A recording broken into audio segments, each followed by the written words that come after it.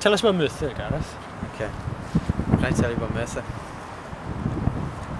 Well, it has a reputation of being the best place to live. I think we finished year before last, third from bottom in the UK, the most desirable places to live. We moved up last year to fifth from bottom. Congratulations. Apparently, people in Merthyr have the worst teeth in the UK. And Yours look alright. I'm going to shake like this from now on.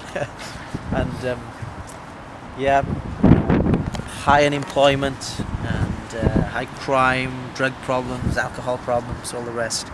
And yet,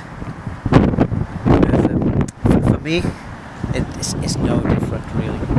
A different set of problems, but no different from anywhere else.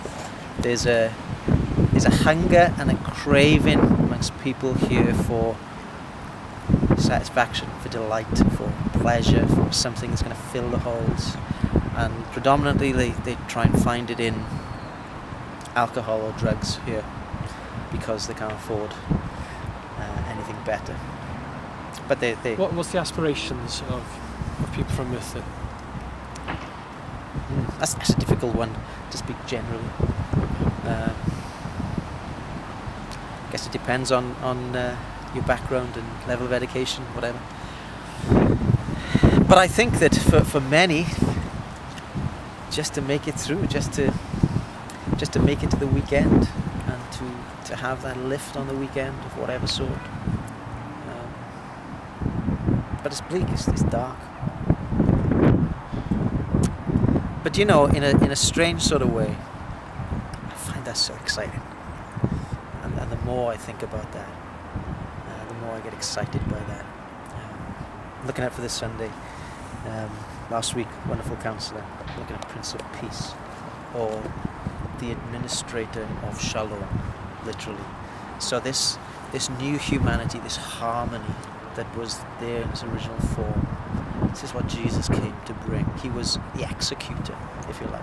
So the word prince there is less kingly, but it's an executor of this peace. To bring about this harmony so that the holes get filled by him. And wow, we get the privilege, we get the honour of passing that on to these people. Wow, lives can be so affected. We're seeing it, you know. My dad, hardened to the gospel 25 years after I became a Christian, and my mother, just before me, hated church. And 3 years ago, for whatever reason, came up to one of our meetings, sat at the back. And here was a man who was always looking for something, you know, in sport predominantly, in work, in money, and yet got to the point, darkness, all darkness, empty. Came up and sat at the back, and he heard the gospel. And so at the end of the meeting, tears rolling down his face. Never seen him cry before. Saw him cry once before.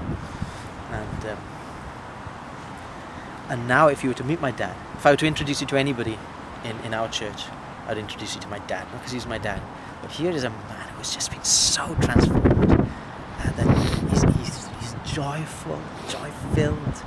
The holes have been filled and are being filled, and it's just, wow, we get to do this.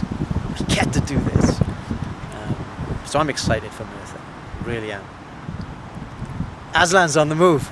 He is. Brilliant. He is.